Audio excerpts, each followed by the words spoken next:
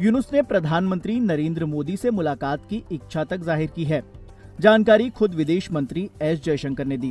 बांग्लादेशी रो रहे हैं, इंडिया से माफी मांग रहे हैं। क्या इंडिया अपनी जो है दया दिखाएगा? क्या इंडिया बांग्लादेश को माफ करेगा? बांग्लादेश को भारत से दुश्मनी अब महंगी पड़ रही है। जी हाँ, बांग्लादेश अब भारत के सामने घुटने टेकने को मजबूर है। मैम, क्या कहेंगी? मोहम्मद यूनुस के रिक्वेस्ट को मोदी साहब ने जो है वो रिजेक्ट कर दिया और अक्सर लोग मीडिया में कहते हैं कि मोदी साहब जो है जिद के बड़े पक्के हैं। मुझे लगता है कि इंसान की मुलाकात इंसान से होती है। इंसान की मुलाकात ज़ॉम्बीज़ से नहीं होती है। इंसान की मुलाकात सांप से नहीं होती है। इन्होंने इनको एक दफा बिल्कुल पनिश करना है किसी ना। अब देखें, बंगाली अपने पासपोर्ट लेके इंडियन मिनिस्ट्री के सामने जमीन पे रख दी उन्होंने, यानी कि अपने मुल्क की इज्जत उन्होंने। कि बांग्लादेश और भारत के जो प्राइम मिनिस्टर्स हैं वो आपस में उनके मिलने की बात हो रही है, क्या लगता है आपको? मैं नहीं समझता कि नरेंद्र मोदी मुलाकात करेंगे। उसकी वजह ये है कि दैट इज हाउ प्रेशर डाला जाएगा। बात करेंगे बांग्लादेश की कि इतना ज्यादा एंटी इंडिया होने का दावा करने वाला बांग्लादेश आज जो है मोदी साहब से मुलाकात क्यों चाहता है? और मोदी साहब के इनकार के बाद जो है इंडियंस बहुत ज्यादा हैप्पी हैं कि बांग्लादेश के साथ ऐसा ही होना चाहिए। मतलब जितना ज्यादा भारत जो है बांग्लादेश को पनिश कर रहा है, तो जो भारत की जो पब्लिक है वो उतना ही ज्यादा अपने प्राइम मिनिस्टर को सपोर्ट करती हुई दिखाई दे रही है। मैम, क्या कहेंगी? मोहम्मद यूनुस के रिक्वेस्ट को मोदी साहब ने जो है वो रिजेक्ट कर दिया और अक्सर लोग मीडिया में कहते हैं कि मोदी साहब जो है जिद के बड़े पक्के हैं। तो क्या क्या ख्याल है आपका?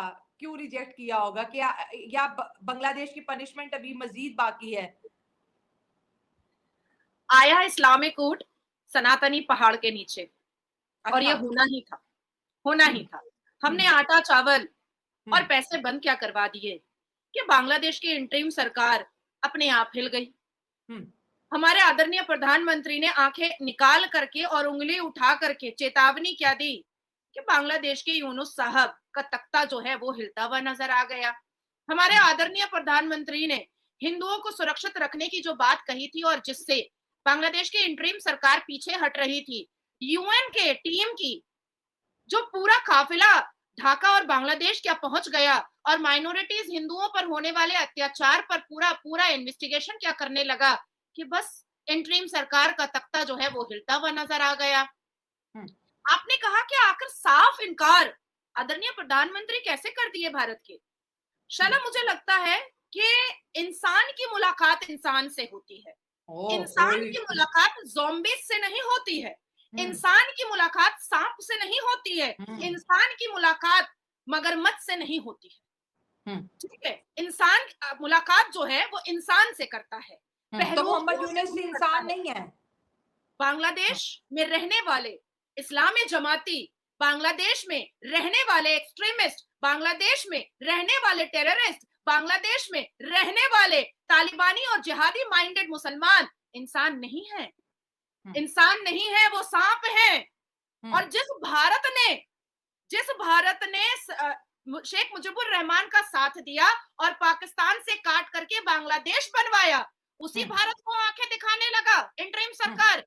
और बार बार आदरणीय प्रधानमंत्री के कहने पर उन्होंने बार बार कहा कि सरकार बना रहे हो, तुमको बधाई भी देता हूं और तुमको चेतावनी भी देता हूं कि हिंदुओं की सुरक्षा मेरे लिए सर्वोप्रिय है। पर इस बात को माना नहीं बांग्लादेश का जो मिनिस्ट्री ऑफ फॉरेन अफेयर्स है, उन्होंने अप्रोच किया है कि जो बैंकॉक के अंदर बिम्स्टेक समिट हो रही है उसमें मोहम्मद यूनुस मिलना चाहते हैं।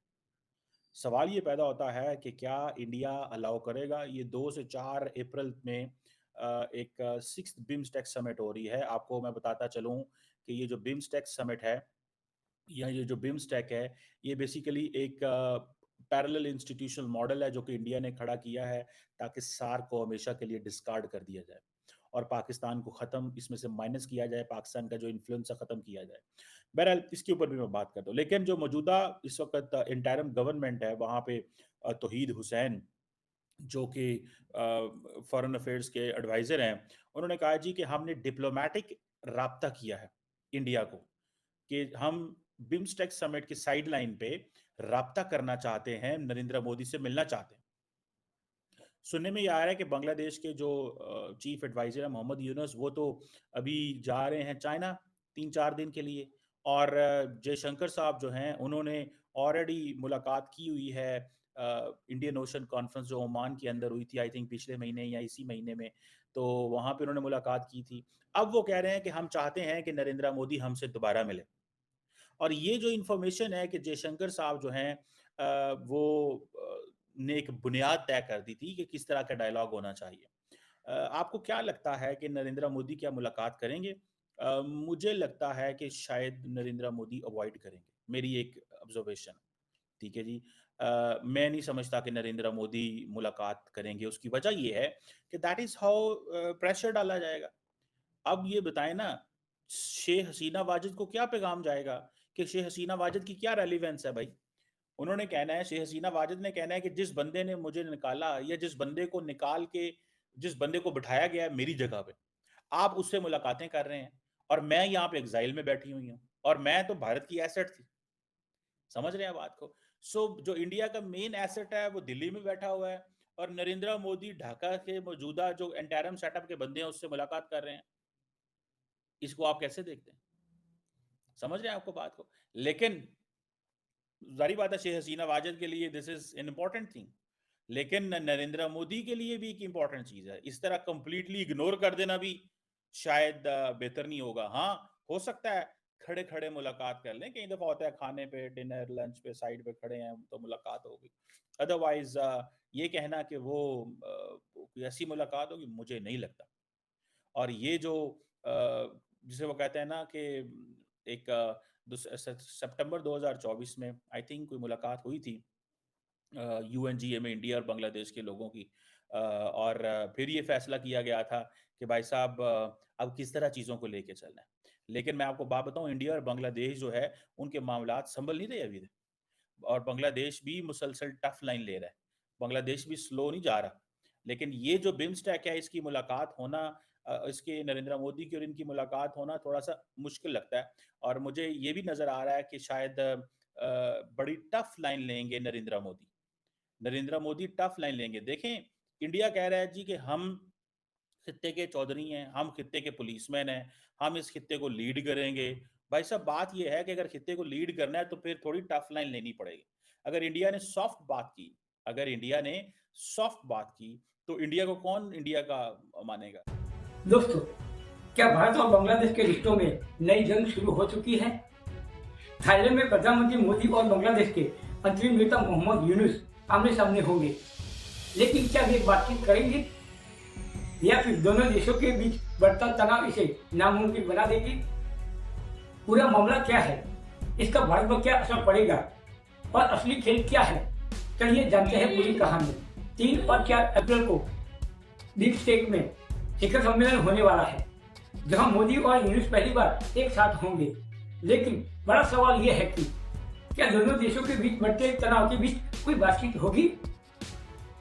ढाका और नई दिल्ली के रिश्ते इन दिनों बेहद नाजुक दौर से गुजर रहे हैं। एक तरफ भारत बांग्लादेश में हिंदुओं पर हो रहे हमले और चरमपंथियों की जेल से रिहाई को लेकर चिंतित है, तो दूसरी तरफ बांग्लादेश पूर्व प्रधानमंत्री शेख हसीना के भारत में रहने पर सवाल उठा रहा है। अब सवाल ये उठता है कि इस शिखर सम्मेलन में नेताओं की सिर्फ हल्की फुल्की दुआ सलाम रहेगी या फिर कोई ग्रुप वार्ता भी होगी। सूत्रों के मुताबिक बांग्लादेश ने द्विपक्षीय बातचीत के लिए भारत से अनुरोध भी किया है, लेकिन भारत इस पर अभी कुछ कहने को तैयार नहीं है। दूसरी ओर कई कूटनीतिक एक्सपर्ट का मानना है कि अगर बैठक होती भी है तो यह सिर्फ एक औपचारिक मुलाकात तक सीमित रह सकती है।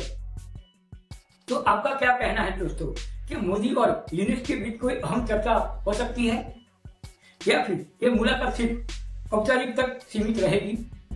कमेंट में अपनी राय जरूर बताएं, और अगर आप चाहते हैं कि भारत और बांग्लादेश के रिश्ते की हर छोटी बड़ी अपडेट आप तक सबसे पहले पहुंचे तो चैनल को सब्सक्राइब जरूर करिए। मिलते हैं अगले वीडियो में, तब तक के लिए जय हिंद, जय भारत।